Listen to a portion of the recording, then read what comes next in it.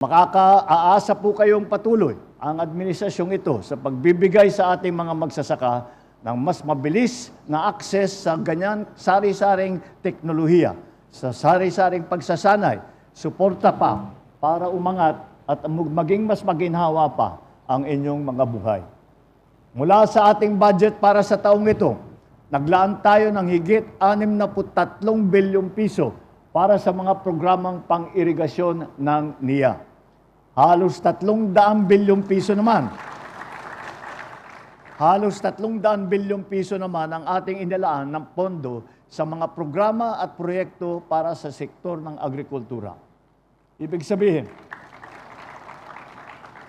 sabihin ay mas maraming infrastruktura at modernong makinarya para sa ating mga masisipag na magsasaka na inaasahan hindi lamang ng Zamboanga Peninsula kung hindi ng buong Pilipinas para sa ating tinatawag na food supply. At kailangan maramdaman ng ating mga magsasaka ang ating pagsasalamat sa sakripisyo nila upang ipakain lahat ng mga Pilipino.